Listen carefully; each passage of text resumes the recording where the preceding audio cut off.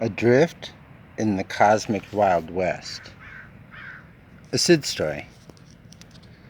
Chapter 1, about altruistic vengeance.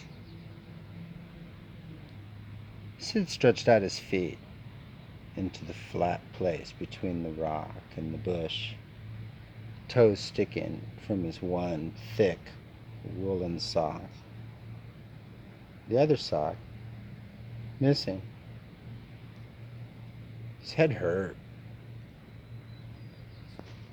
He looked about his squat up behind old man Jack's place and said, "Screw him for the 1,000th time. Old man Jack's." It said that David Jacks, who once bought Sid's hometown of Monterey out on the peninsula for $1,000 in back taxes, then sold it back to them for the same $1,000. It said that he owned Salinas, King City, and all in between from some kind of land grant.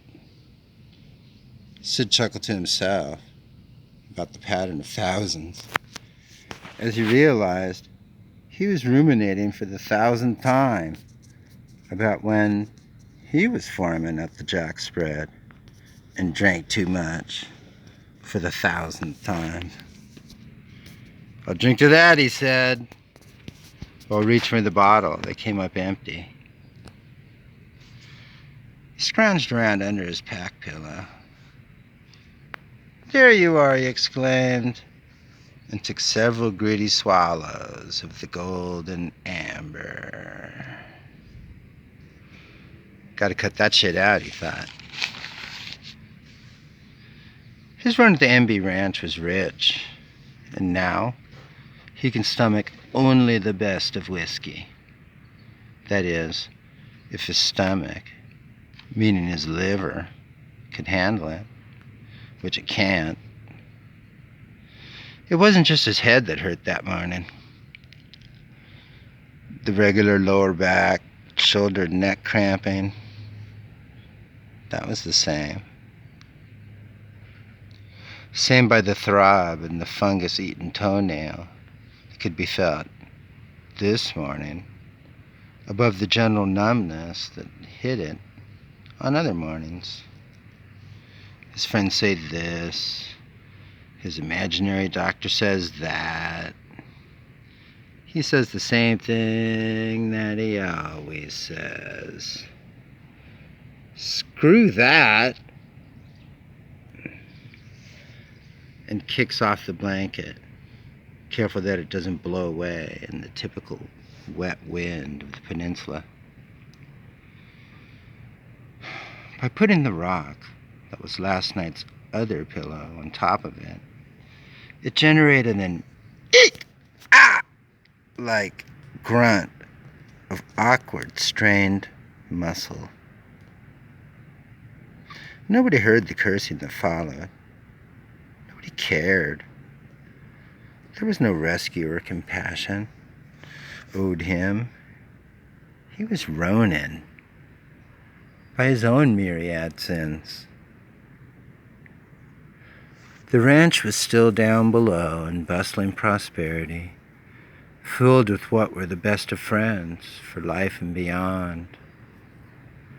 "How fickle the hearts of men, for all his vanity," Sid quoted aloud to nobody from mixed, unknown, and already garbled sources. His heart was in it, though, and he believed his own words. Somebody had to. Sid's thoughts were super important. Basic, he felt. He was merely misunderstood.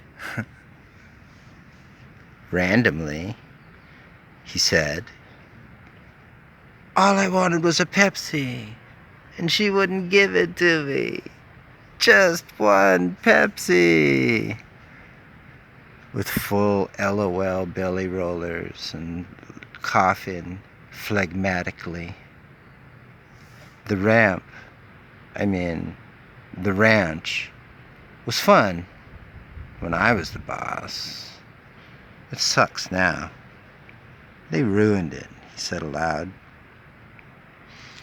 They can have it, he continued the mental thread. The rack that brought the ruin was invisible to him. The foe was visible. Today? Sid suddenly blurted aloud. Today? Sid repeated to Sid, his dog. What do you think, Mood Macon McLitz? He repeated in his affected babble. We gonna do it today?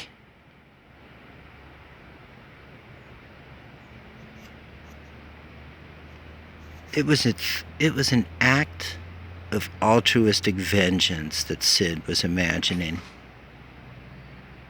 And he knew he would, and hoped that he won't.